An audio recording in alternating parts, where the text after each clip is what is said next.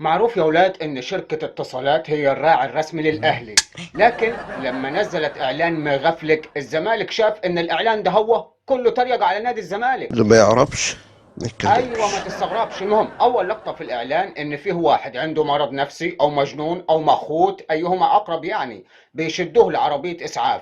المجنون ده هو لابس ابيض وعربية الاسعاف لونها ابيض وفيها خطين حمر. أني زعلان. المهم في الخلفية شغالين أغنية اسمها الأهلي حالة، والأهلي حالة دي الزملكاوية شافوها إنها إشارة إن الحالة اشتغلت يعني لا مؤاخذة. جوزي ضربني على قفايا ورمي. وطبعا الزملكاوية فسروا إن اللقطة دي يا ولاد إن يعني مشجعين الزمالك كلهم مجانين وآخرتهم مصحة نفسية. اختاري يا مروة بالونة فرقعيها. الاهلاويه بقى رد عليهم وقال لهم طيب ما طبيعي ان المجنون يكون لابس ابيض، وطبيعي ان عربيه الاسعاف يكون لونها ابيض يعني وفيها خطين حمر وكمان مرشوش عليهم سمسم. مش هنخلي لونها فوشيا مثلا عشان الزملكاويه يتبطوا شويه ويهدوا. وطبعا يا جماعه كلنا عارفين ان لون عربيه الاسعاف لونها برتقالي برتقاني. المهم احنا جايين نهدي النفوس يعني.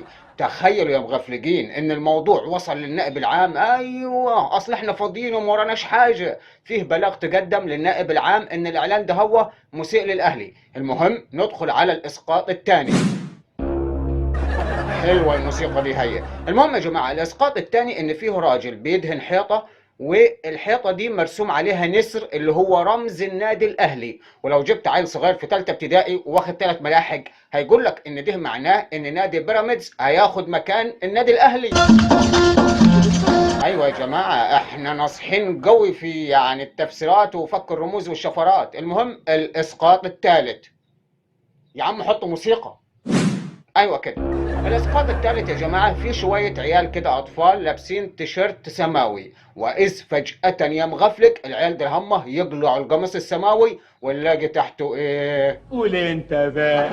يا عم قول انت انا اللي بسألك. المهم نلاقي تحته قميص الاهلي، وده بقى فسروها انتوا على مزاجكم، مش انتوا فاضيين وعندكم وقت فراغ فسروها بقى. نيجي بقى للاسقاط الرابع وما تحطش موسيقى عشان انا مستعجل يعني. عريس وعروسه، العريس لابس تحت البدله قميص الاهلي، والمهم الزملكاويه قالوا ازاي العريس لابس احمر والعروسه لابسه ابيض ازاي؟ ازاي؟